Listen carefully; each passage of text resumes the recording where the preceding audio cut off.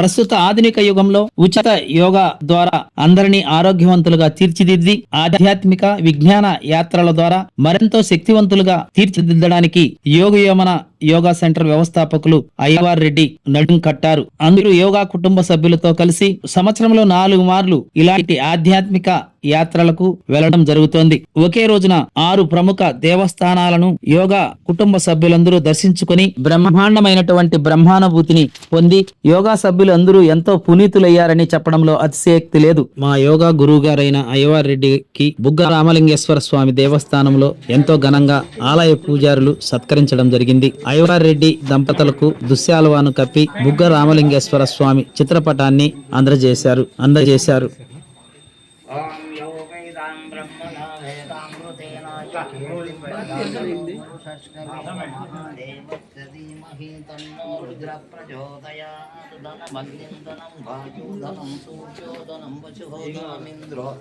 వైనతేయం వివసోమం వ్యోముత్రసత్సోమం ధనిశ్చసోమినేసేవకభ్యో నమః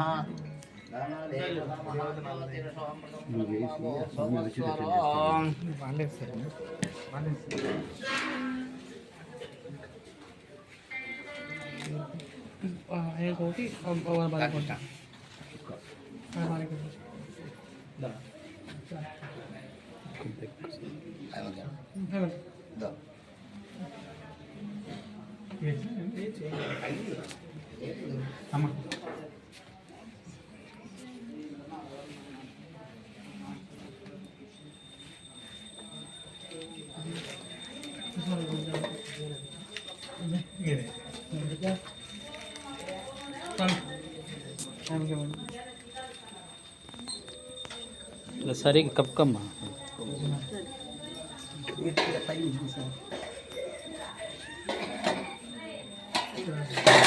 ఓం యో వేదాం బ్రహ్మణో వేద అమృతేన వదాం పరీం తస్మై బ్రహ్మయ బ్రహ్మాయ ఆయు కీర్తిం ప్రజాంతతో.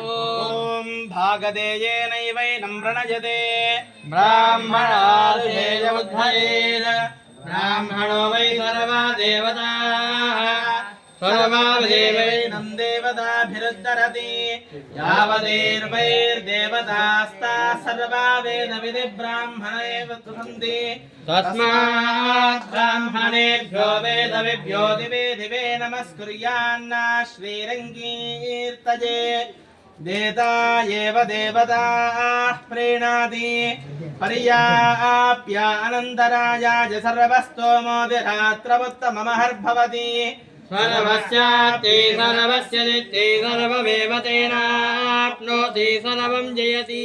నమో నమో భవతి జాయమానోన్నాం కేతురుషసామేత్యగ్రే భాగం దేవేభ్యో విదదాద్యాయన్ ప్రచంద్రమా స్థిరతి దీర్ఘమాయుః సుమంగళీర్యం వధూరిమాగుం సమేత పశ్యత సౌభాగ్యమస్యేదత్వా జాతా స్వం విపరేతన శతమానం భవతి యః పురుషः సదేంద్రియాయః సేవేంద్రియే ప్రతిష్టతి.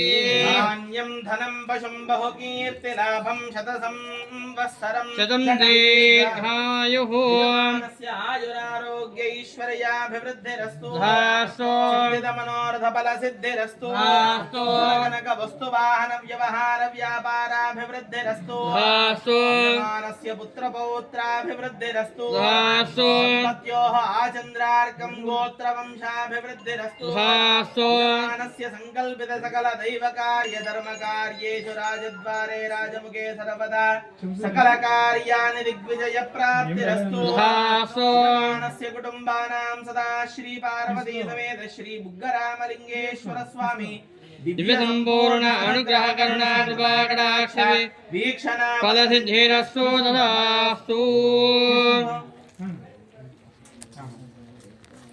ప్రతి ఒక్కరూ తప్పనిసరిగా యూట్యూబ్లోకి వెళ్ళి కడప వార్తను లైక్ చేయండి, సబ్స్క్రైబ్ చేయండి. ఇట్లు మీ జి రమణయ్య, ఎడిటర్, కడప వార్త.